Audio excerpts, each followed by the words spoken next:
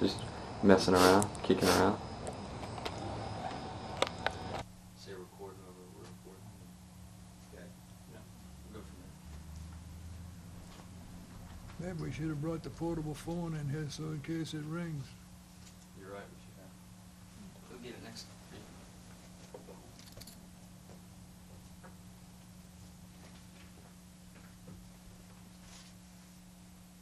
Things that we're going to talk about. The main thing that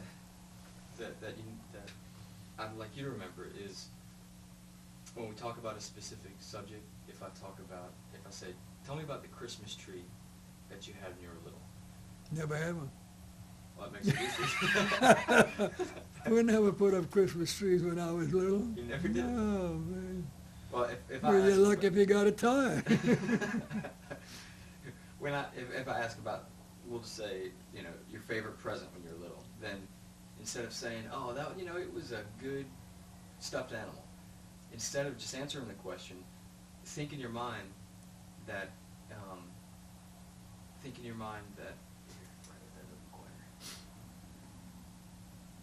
answer the question like I didn't ask it, like I don't know what you're talking about. So you'd say, if I say, tell me about your favorite present, instead of saying, it was a truck, say, my favorite present was back in 1962, and it was a Tonka truck that, you know what I mean?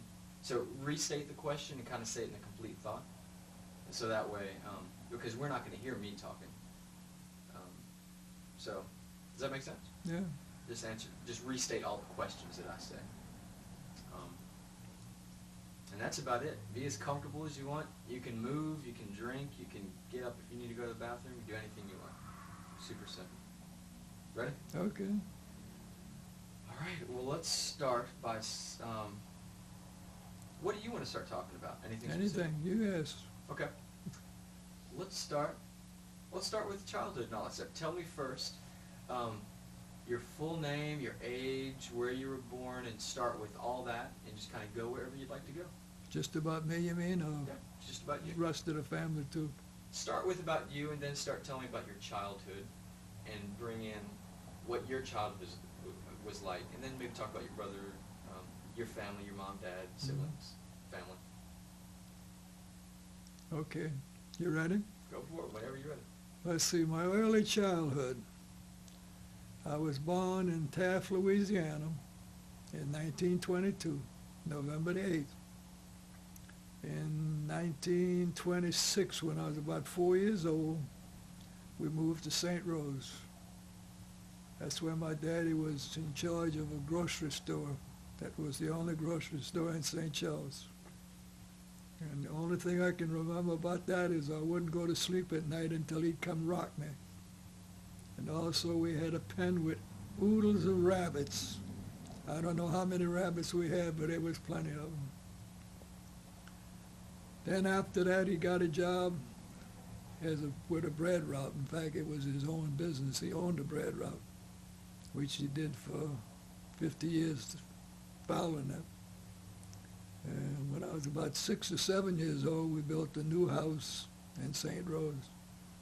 And I lived there ever since then until I went in the Army. My young childhood was pretty good. A lot of kids in the neighborhood. We all played a lot. All had fun. Nobody had any problems.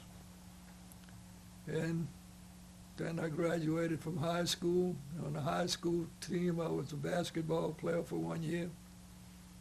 I went to LSU for about 3 years.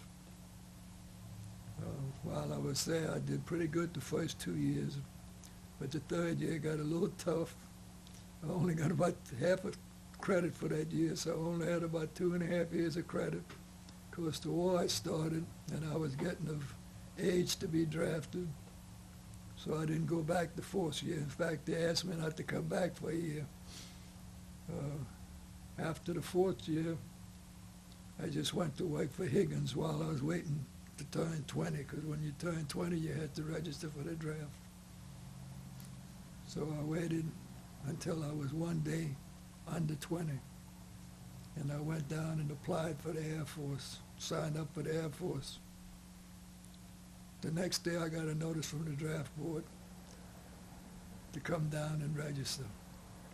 Of course, that day I got sworn into the Air Force, so all I had to go and do is go show them proof that I had been sworn into the Air Force and I wasn't drafted. So that's the early part of my life. What was living in St. Rose like? What was living in St. Rose like? Living in St. Rose was, for young people at that time, it wouldn't be good now probably, because there's hardly anything there. Well, it's a lot more than when I was a kid. But everybody was friendly with everybody else. Everybody helped everybody else. All the kids were well behaved. Nobody had trouble. So it really was good. Really helped you out in later life. You were talking about when your dad came home, you wouldn't go to sleep. When you were going to sleep, that your dad, you couldn't really go to sleep until your dad rocked you to sleep. Mm-hmm. What was? Okay. I think we're good. We'll just kick around for a little bit and see what happens. All right. You were talking about when your dad would come home, they told you that you wouldn't go to sleep until he rocked you to sleep. Do you remember much of that? And what was your childhood like with your mom and your dad? Well, my dad used to work in the grocery. And every night I wouldn't go to sleep unless my mother would bring me in the grocery. And he would hold me and rock me a little while and I'd be satisfied. And she'd put me in bed and I'd go to sleep. So I don't remember too much about it. In fact, I don't really remember anything about it all except what they told me. What was playing in your neighborhood like? When we were in the grocery playing in my neighborhood, well, it was what it was like today, because the grocery store was right next to a colored subdivision. And our backyard went across 2 or 3 colored backyards.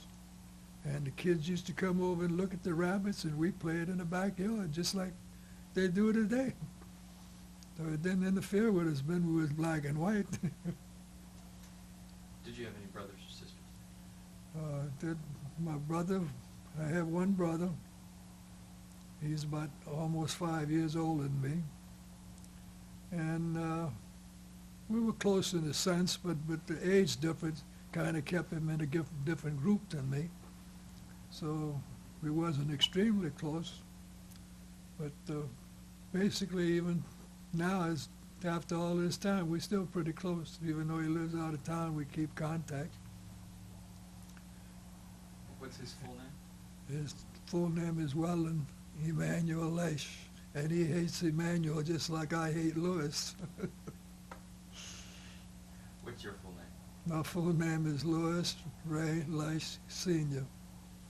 But I got hooked with this Louis when I went into Army. It said I couldn't sign it Ray, I had to sign it Louis because my name was Louis.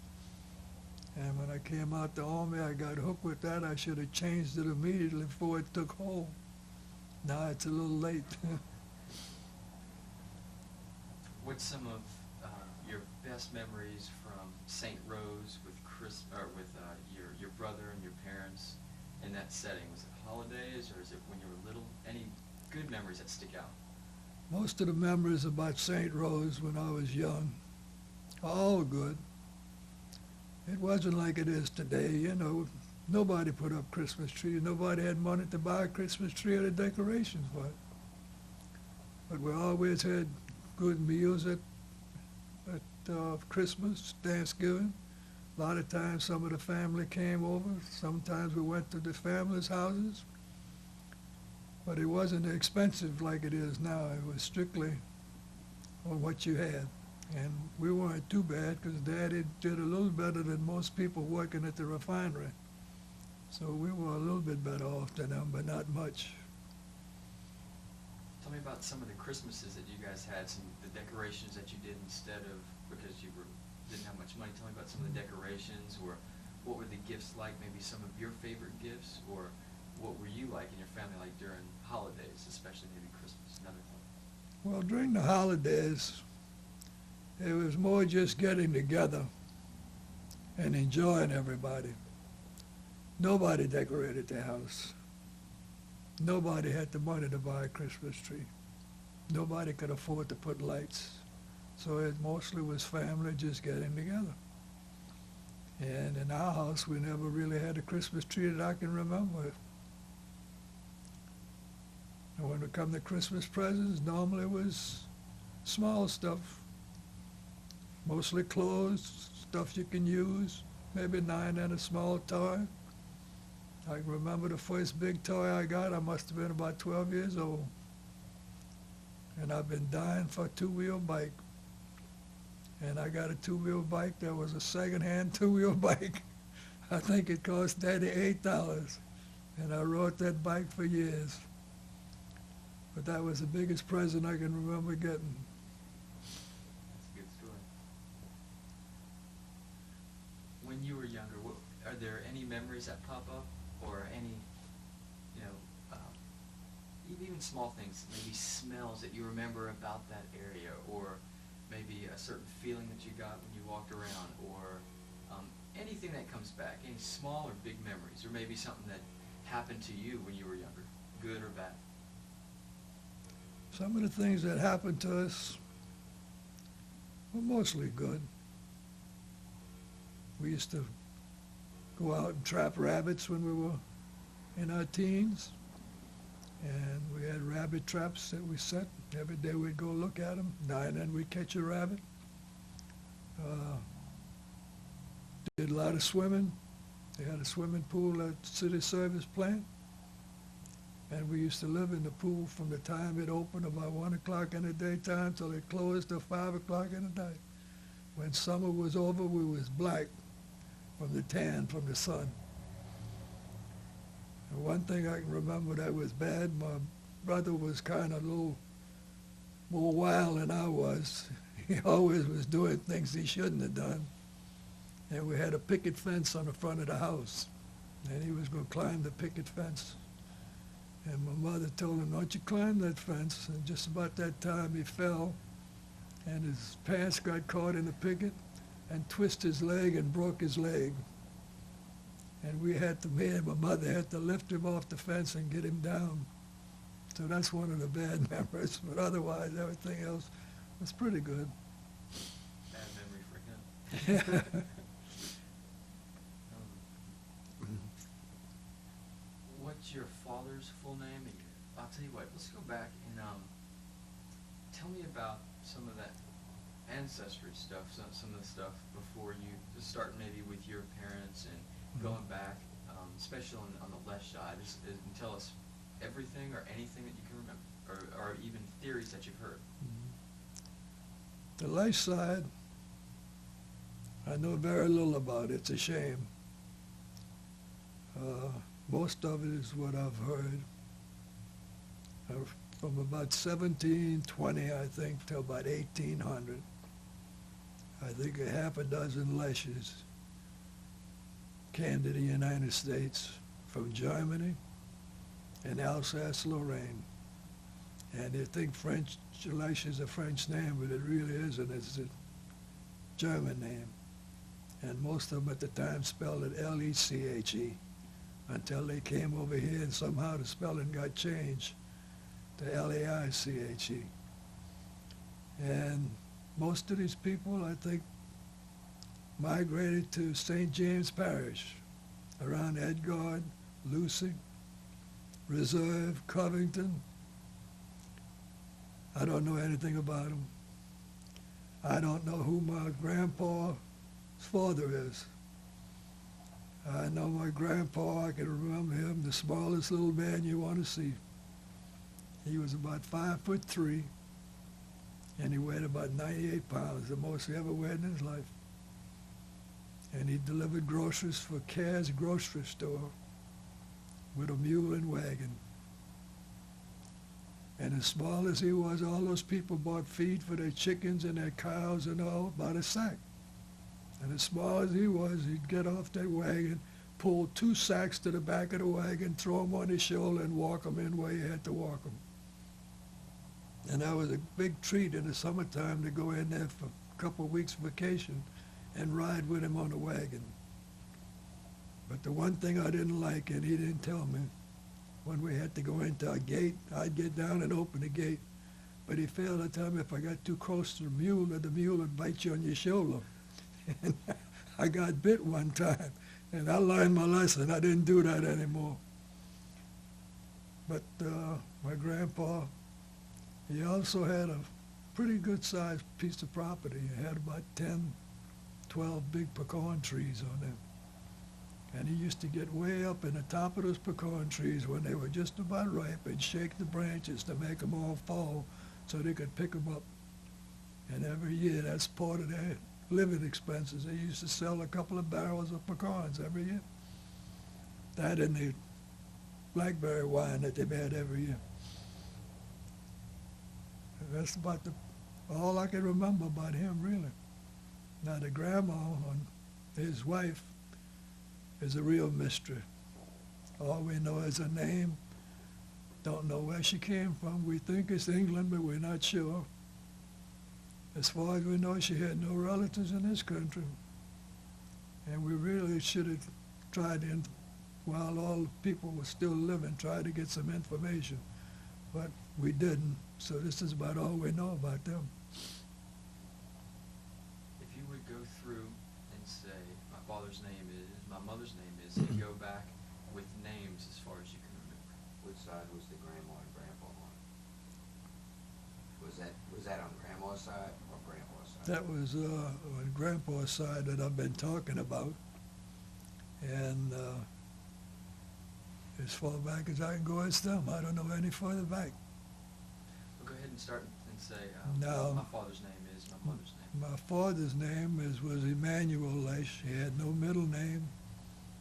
He hated the name Emmanuel. He never used it in his own life. He signed everything E. Laiche. No matter whether it was legal and the attorney told him he had to sign Emmanuel, he refused to do it. He signed his name E. Laiche, and that's what he went by. Now, he never did say he didn't want to put Emmanuel on his gravestone, so we've got Emmanuel on his gravestone. But he never used it once in his life. Now, my mother side, I know a little bit more about him. My mother was a Dariensburg. Her daddy married into the Ore family. I remember visiting some of them when I was a little kid, but I can't remember who they are or anything about them because they were fairly old at the time and I was young.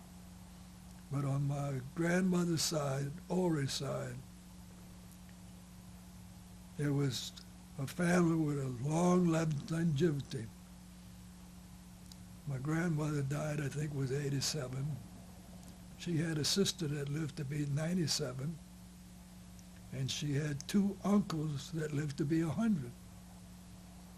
And that old family was a little better off than everybody. This was Lucy, Louisiana.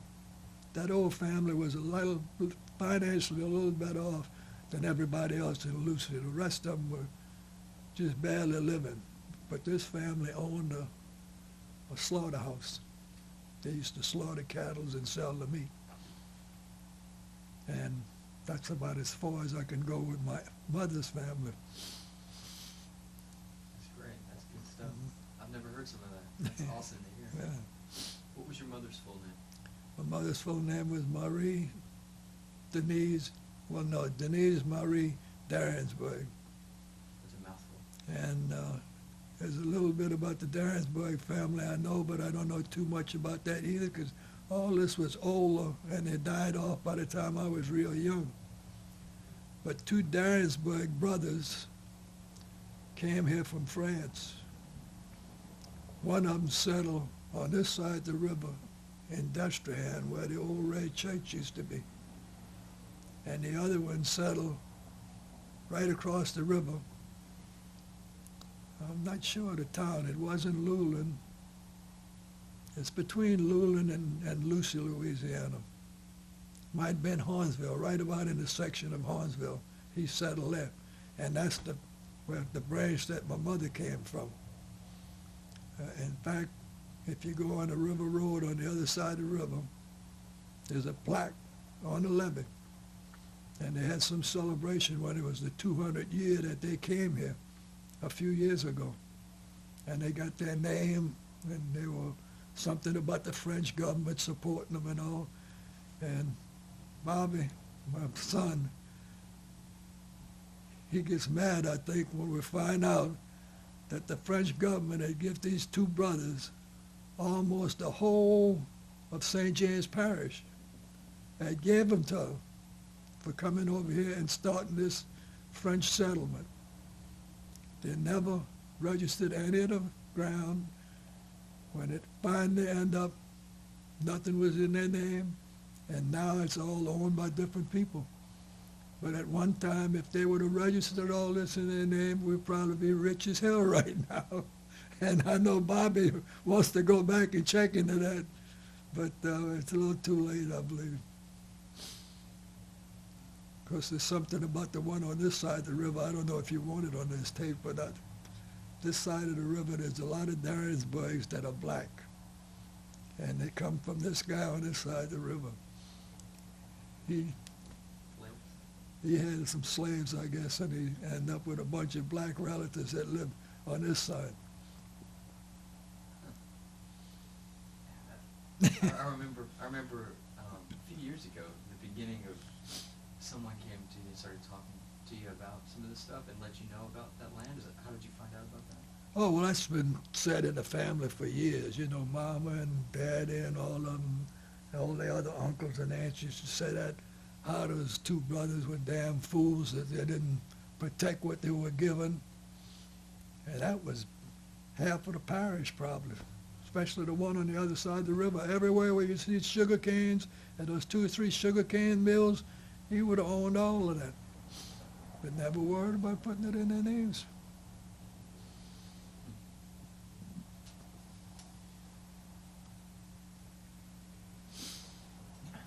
Let's go back to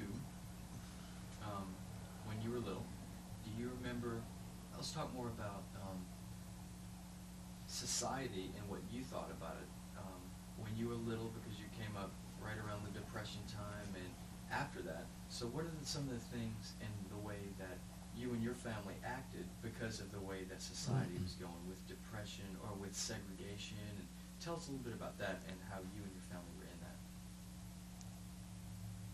that. Our family,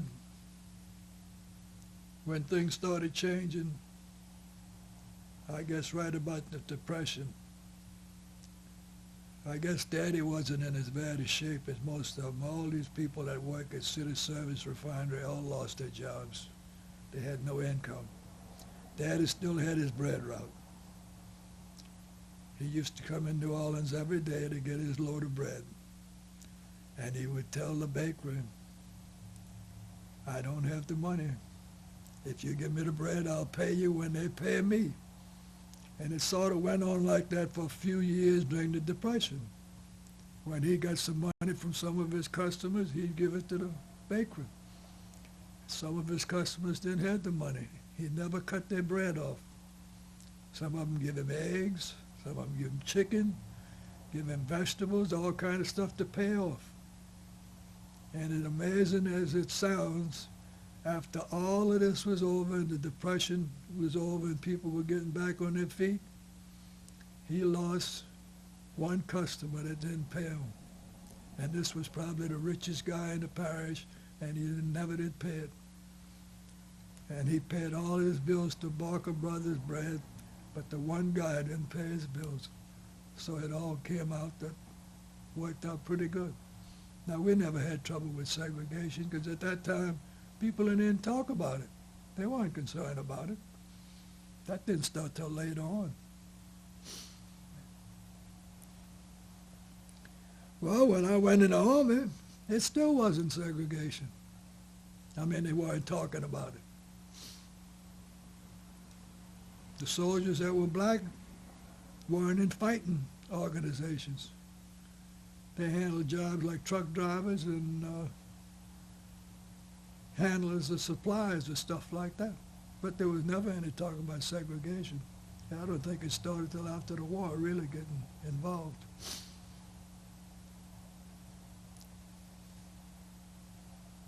was school like for you as a child, and then getting on into high school? What were you like as a student, and how did your mind work? And within that, how did you react into the social setting with school and outside of school? Well, the situation with school, I don't remember too much about the first 2 or 3 years. I mean, that was a little elementary school in St. Rose, and that's where I went. I think St. Rose Elementary School. And I think I went there either 3 or 4 years. And then that was as far as it went, to 4th grade. And what kind of student I was at that time, I really don't remember, but I don't think it was excellent. Then I went to Catholic school in Destrehan for the next 3 years, where we made First Communion and Confirmation and all of that. And again, I don't think I was too good a student. I mean, I passed. I never did fail, but it was just barely passing. Then from the 7th grade on through 11th grade, I went to Destrehan High School. And it was the same thing. I had mediocre grades. English was the last day before I knew whether I passed or failed. The only subject I had that was good was algebra. For some reason, algebra was very easy for me. And I used to make straight A's in algebra. But that's the only subject. And I went there 5 years. Tried to play basketball the first couple of years, but the coach said, "You're a little small. I don't think you can make it." And about the 3rd year, he let me play. And the last year, I made the varsity team, and I played basketball for 1 year. And everything in high school was pretty good. At that time, you didn't have discrepancies and fighting. Everybody got along fine. In fact, I just went to the 65th anniversary of graduation in last May.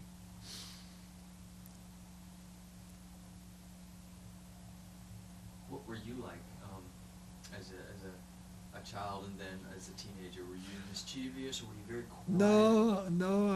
When I was growing up, I was very quiet. If Mama said do this, I did it. If Daddy said do this, I did it. If the teacher said, I did it. I wasn't really a troublemaker. Of course, my brother was a little more mischievous, and he used to get punished by Mama by putting a dress on him and make him go in the bathroom for the rest of the day. And he hated that. But basically, we both didn't cause too much trouble. He just liked to cause some mischief now and then. Did you say put a dress on him, or a dresser? A dress. She used to put a dress on him. And he didn't like that at all. And he would sit there and cry, and she could take it for ages. He could say, "Oh, Mama, let me go. Oh, Mama." And she could take that all day long and never give in to him. He'd have to stay whatever she told him. That's what he had to stay. Let's start getting into more about the time when you were getting out of high school, and maybe the year you graduated. Start by telling us what year you graduated, and then what was going through your mind during war time and going up into the war, and the process of getting into the war, and then maybe we'll start talking about you and some war stories and your thoughts about that. Well, when I was graduated from high school, that was in 1939. I was 17 years old. That following September, I applied for LSU and went to LSU. Nothing great, but I got through this freshman year with fair grades. I got through the sophomore year with fair grades. Then all of a sudden, it seemed like in the junior year, the teachers were teaching in Greek, and I didn't understand it. So I really only passed about half of the subjects in the 3rd year. So I had about 2.5 years credit for 3 years of college. And when you do that, they do ask you to sit out for a year. So they did tell me they wanted me to sit out for a year. But by that time, the war had started. In fact, my brother was in the Army already, because he was in the ROTC at LSU, and he was the 2nd lieutenant, so He had gone in the Army already. And I had to worry if I was going to be out of here. I was going to be drafted at 20.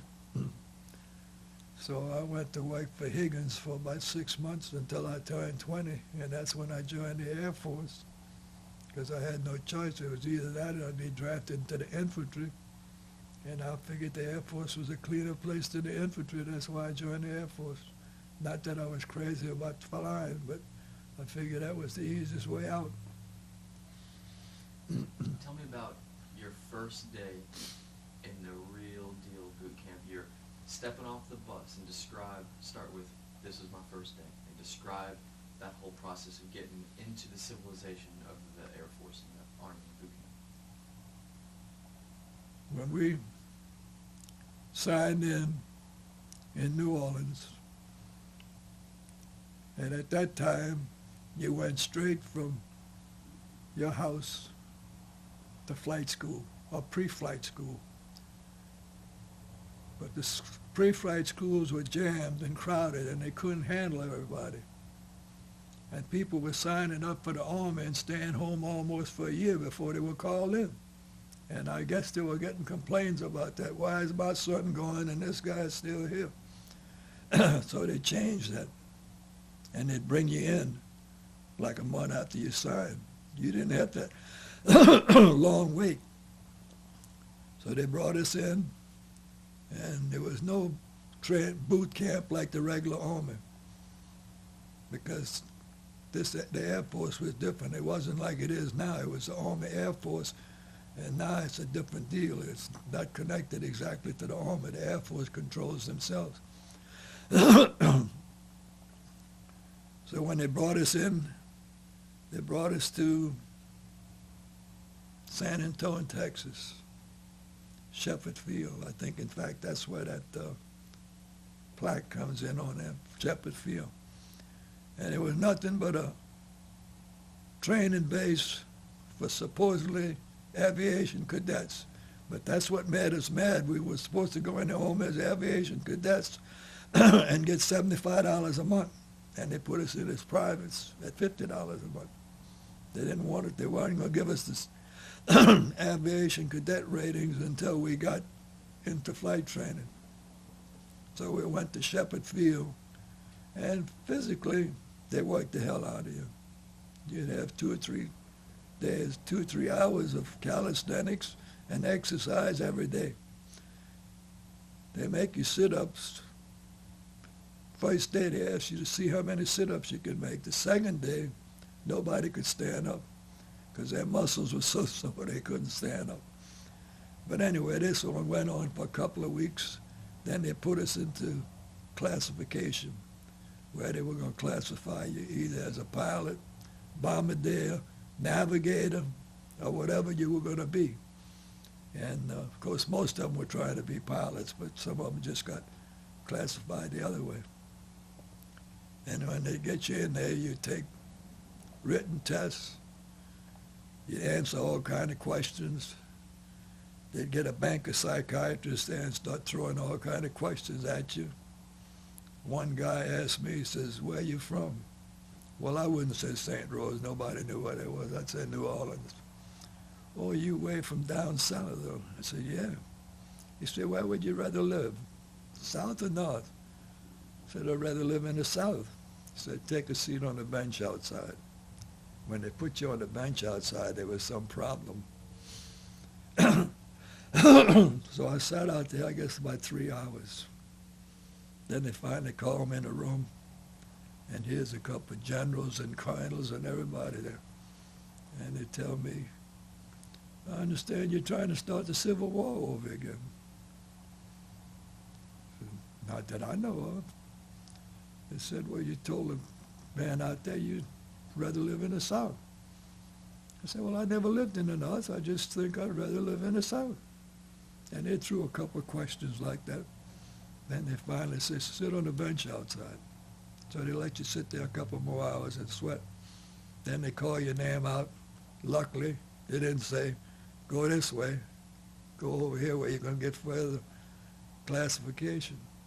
So I ended up passing the classification, got class as a pilot.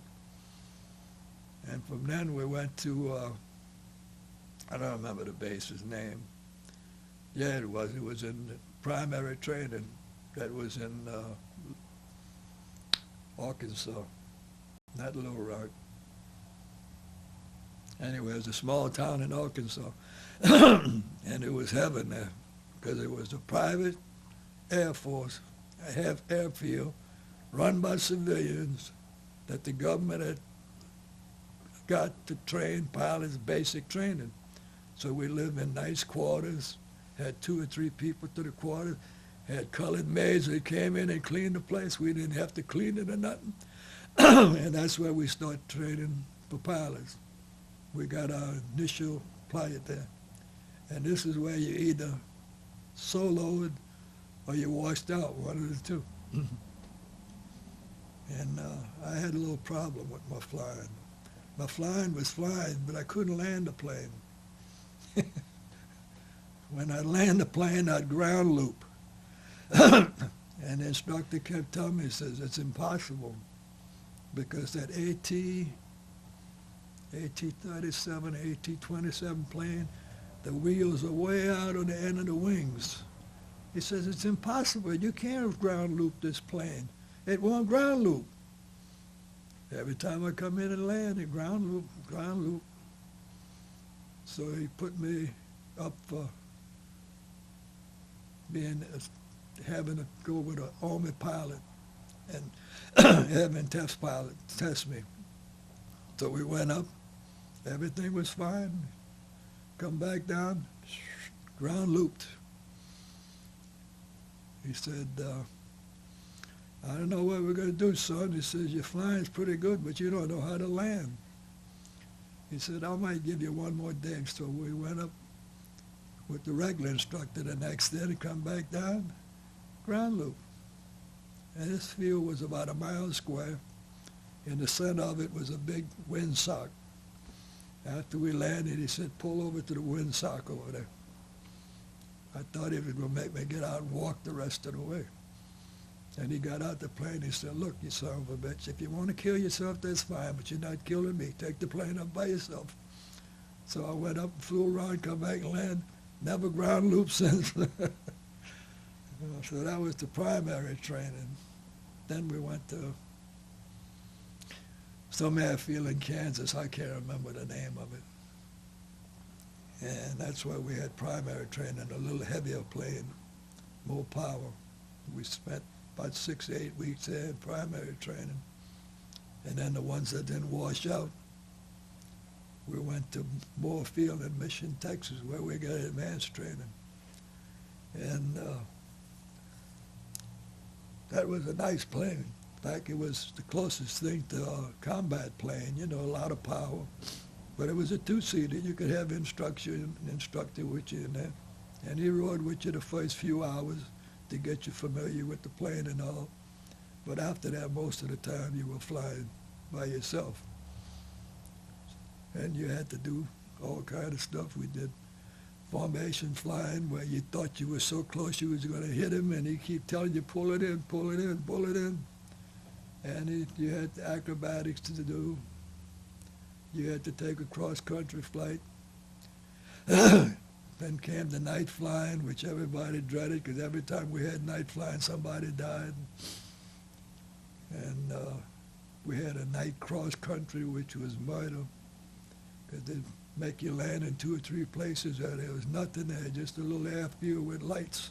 You landed, you took off, nobody there. You crash, there's nobody there. You'd have to call them by radio and tell them you crashed. So we finished with that. Then we got our wings and were second lieutenants. That's when we got to leave, and I came home and got married. We went back to Moorfield to take transitional flying, and we flew the P-40s, 10 hours to get transitional flying. Then we went to Matagorda Island off the coast of Texas and got gunnery practice where the plane was pulling a target. We were shooting at a target. And that was about 10 hours. Then we went to South Carolina where they were preparing us to go overseas. And from then we went to Camp Kilmer and went overseas under Queen, what's the big one, Mary, Queen Mary? Yeah, we went overseas under Queen Mary. 39,000 troops on that thing. No escorts, by yourself. Wow. All right, you just got done with all this training, Mm-hmm.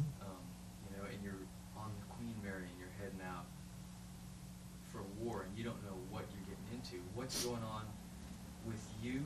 You know, what are some of your thoughts, your fears, your excitements, and also the guys that you're talking to? What's the morale like? And what is it like for you, and mainly what's inside of you?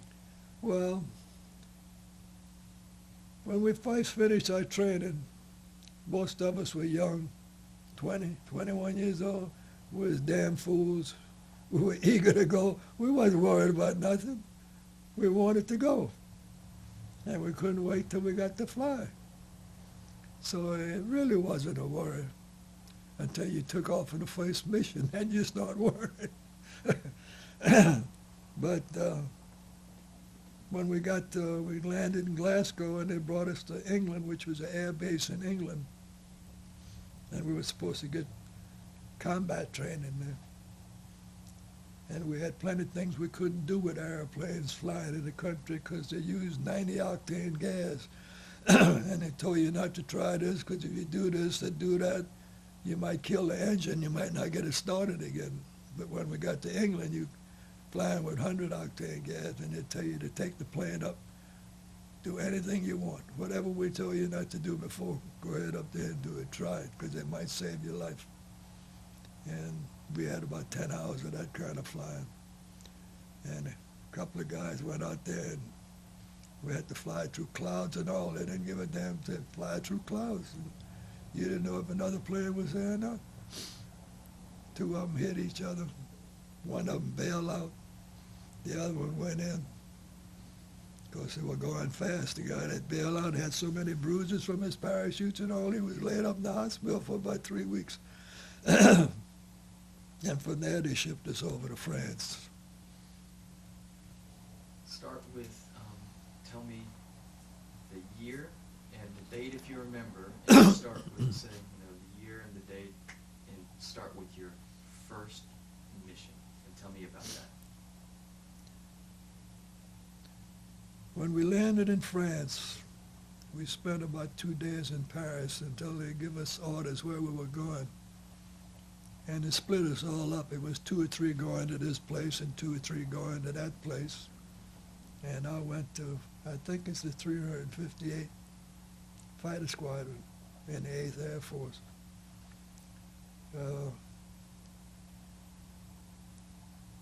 When we went there, it was fairly quiet. This was the winter before the end of the war.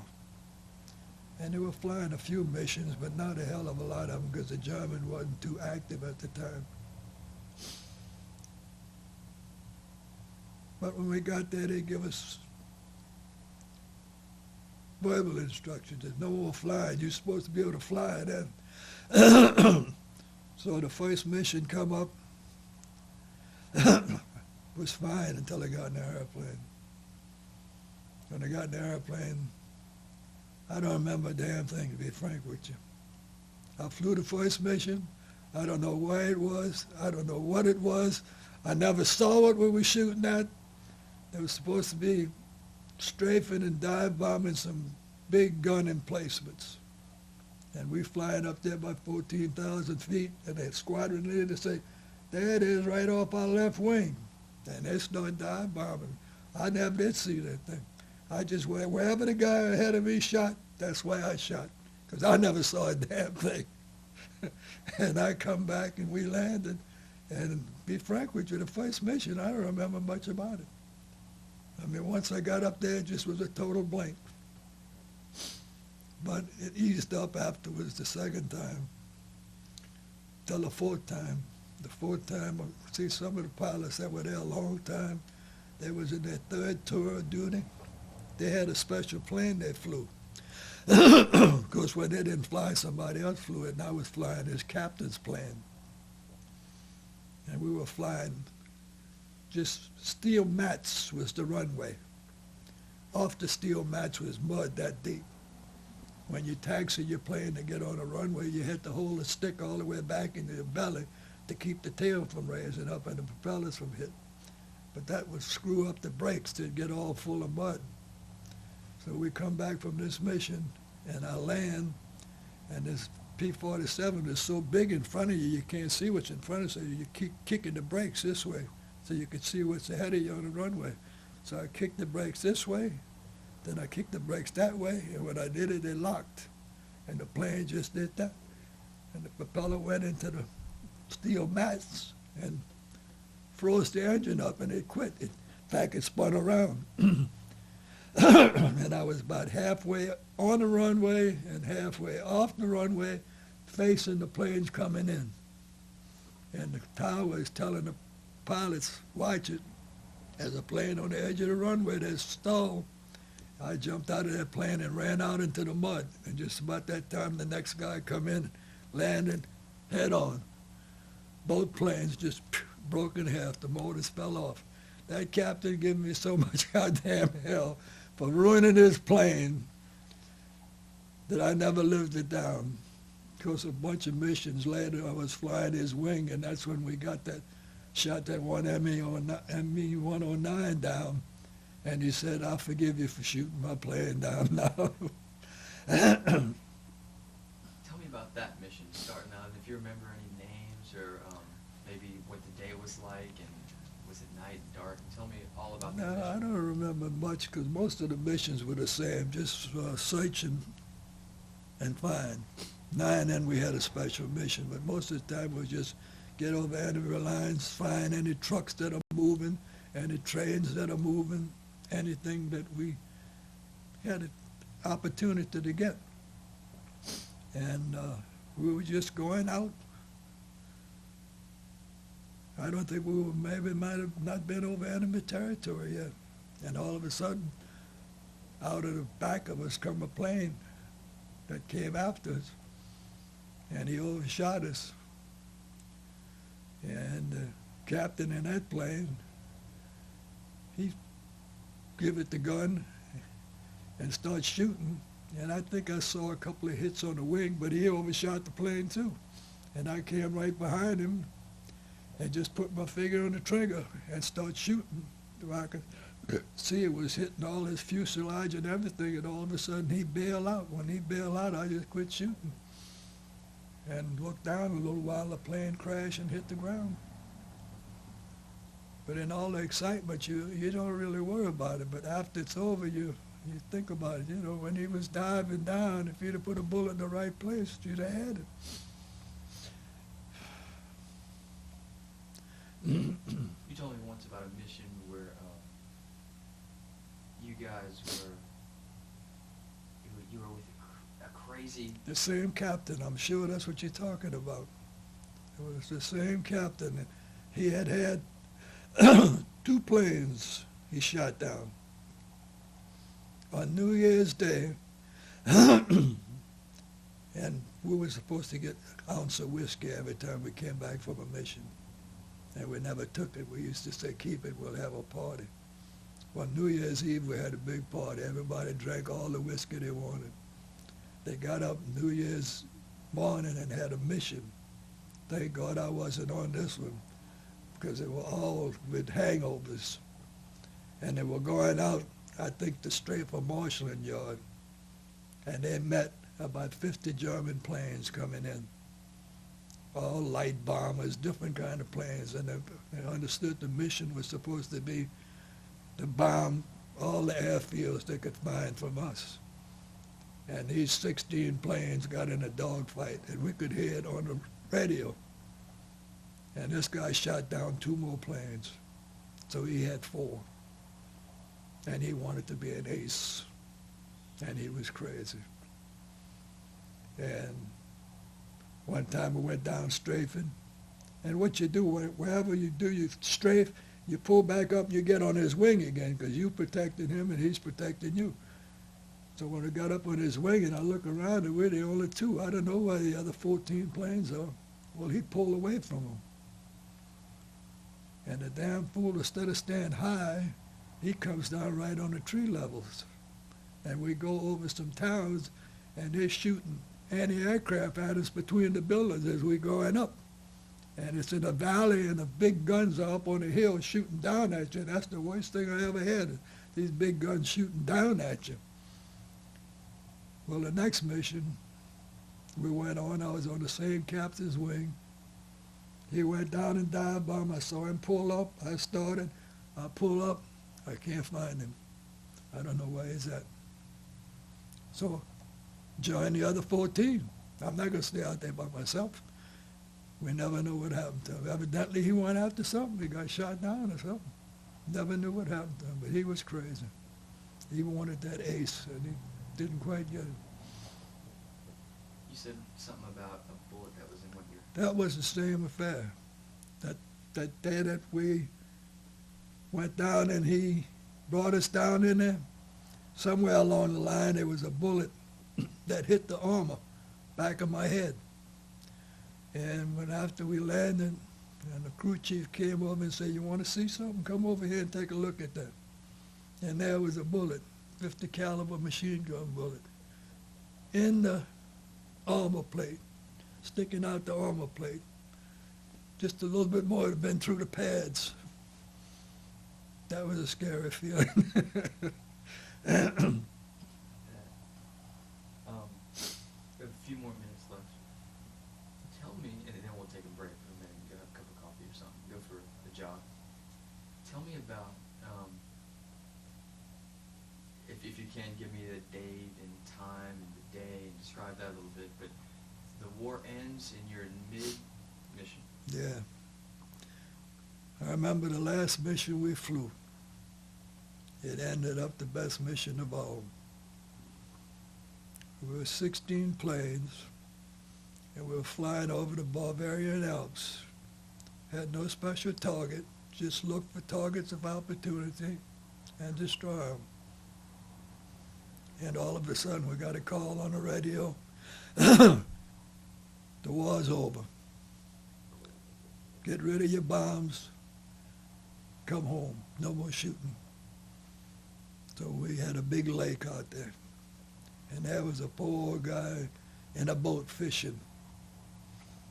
And the first guy, the colonel or whatever it was that was leading the squadron, he says, "Let's give this guy something to remember."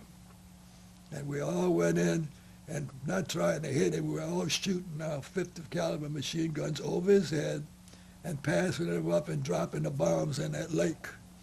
And this poor guy was paddling like he was crazy, trying to get to shore, because I'm sure he thought we was trying to shoot him, but we weren't.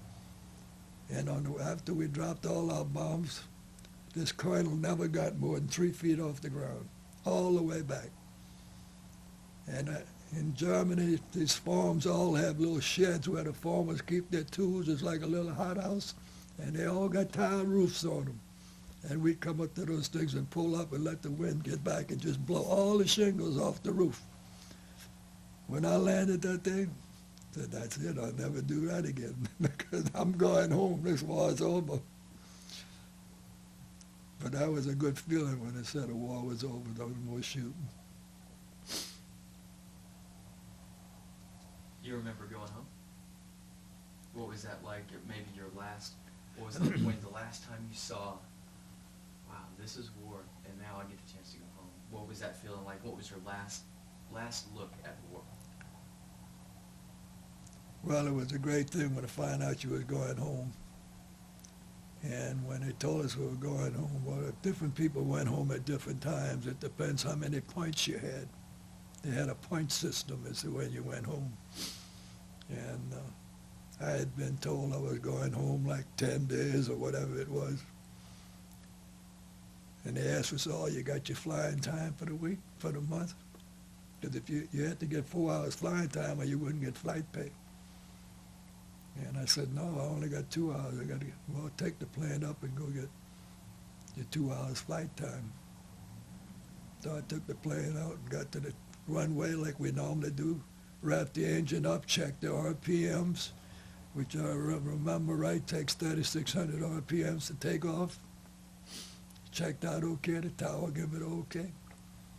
I get down about halfway down the runway and something don't feel too good. If the plane's still too heavy, get a little further. This plane ought to be leaving the ground by now. I look down and I'm only pulling 1,800 RPMs instead of 3,600. So I said, I'm too far going to stop now. I got to try one thing. Get to the end of the runway, pull the wheels up and just hold it steady and hope it don't crash. Of course, it wouldn't have been bad because in Germany those fields are 4 or 5 miles long because there's no houses on the farms. And I got miles to go. So when I get to the end of the ramp, pull the wheels up, just held the stick steady, and I feel that plane sort of settling. I'm waiting for it to hit the ground any minute. But it didn't. But I wouldn't pull up because if I pulled up, I'd end up stalling. I didn't have enough speed. Just kept right on the top of the fields. Towers over there howling at me like crazy. Pull that plane up. What's the matter with you? You crazy? Pull that plane up. And I get about 2 miles out. Here's some telephone wires. Said, I can't go over. I can't pull up enough, so I went under. When I got out, when the tower was howling at me, I'm not even answering them. I'm not concerned with them. So when I got about 4 miles up and had enough speed to pull up a little altitude, I told them what was wrong. I was only pulling 1,800 RPMs. I got to circle in and come in for a landing. So I came in for a landing. I told them, never mind, I don't want the 4 hours flying time. I'll just do without it. And they got a little PT-19 or whatever it is, small light planes, like they use for observation for the artillery. They said, well, take that up and fly. So I took it up and flew around the field for an hour and a half and landed and got my 4 hours. I said, no, I'm not getting killed after the war's over. And after that, they sent you home? After that, they sent us home, came to Camp Kilmer again. Then they shipped us to Camp Shelby, and they give us the option of signing up for 4 years or taking your discharge. And I really would have signed up for another 4 years, but I knew Mary Claire wouldn't go for it. I know she wouldn't go for it, so I took the discharge. That's the end of the war for you. That was the end of the war.